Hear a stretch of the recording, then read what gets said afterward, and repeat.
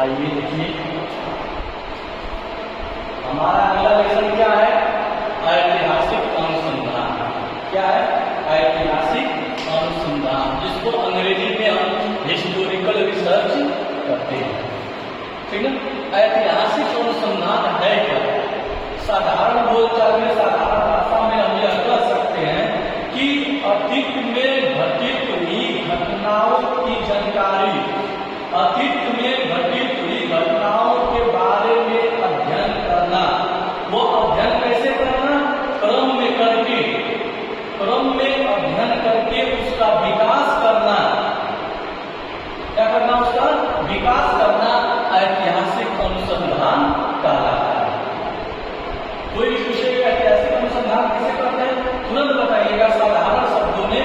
ऐतिहासिक अनुसंधान वह खोज है, वह अन्वेषण है जिसके माध्यम से अतीत में घटित घटनाओं के बारे में क्रम से अध्ययन करना, विकास करना ऐतिहासिक अनुसंधान कहलाता है।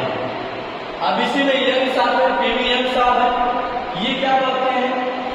पीवी यंग साहब भी यही बात करते हैं कि अतीत में घटित घटनाओं के बारे में अध्ययन करके, क्रम में अध्ययन करके उसको वर्तमान में ला करके लागू करना, बताना क्या कहलाता है?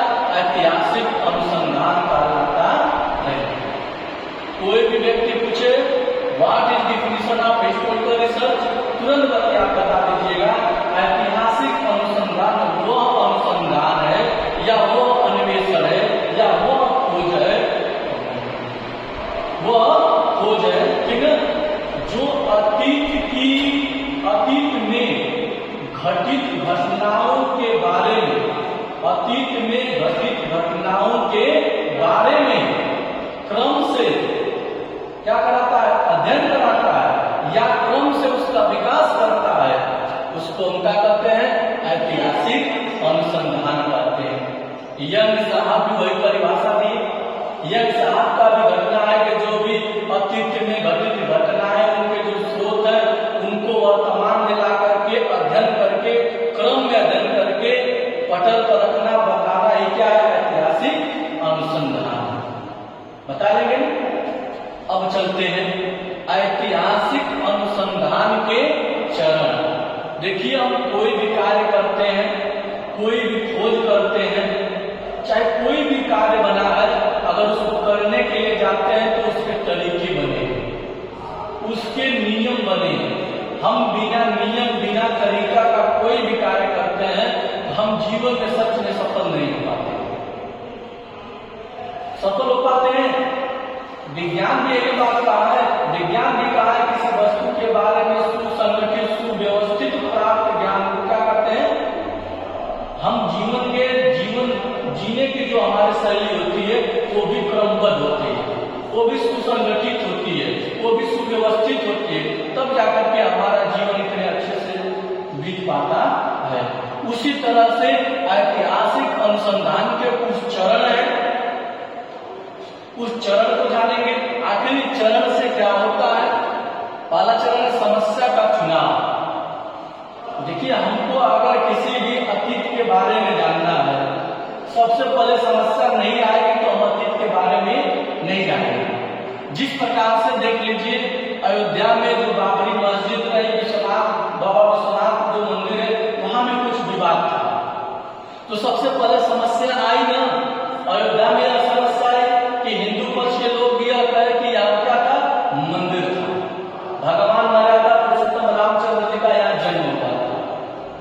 और मुस्लिम इस्लाम धर्म के लोग कहे कि नहीं, यहाँ सबसे पहले मस्जिद क्या थी?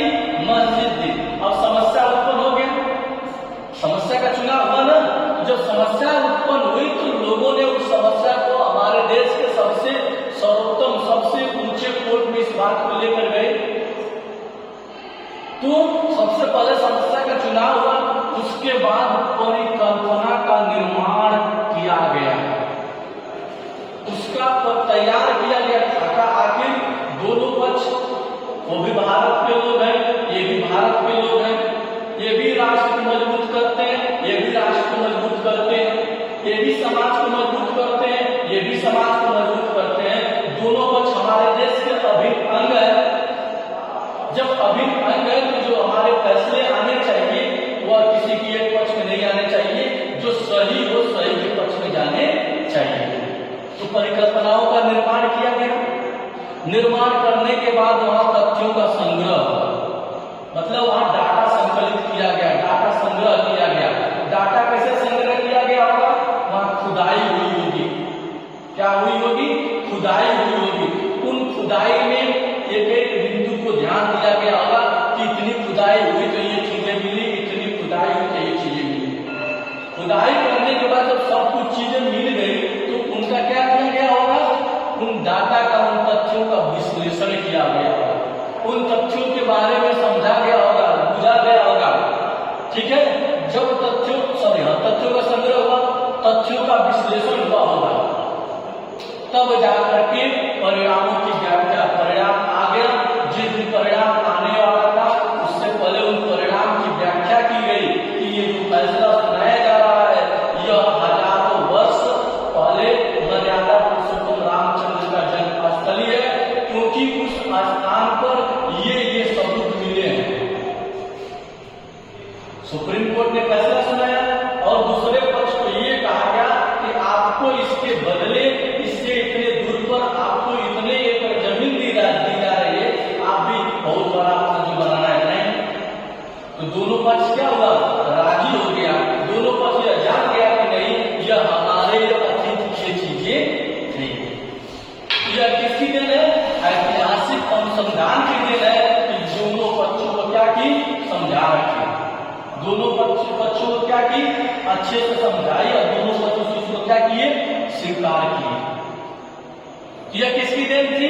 ऐतिहासिक अनुसंधान की देन थी।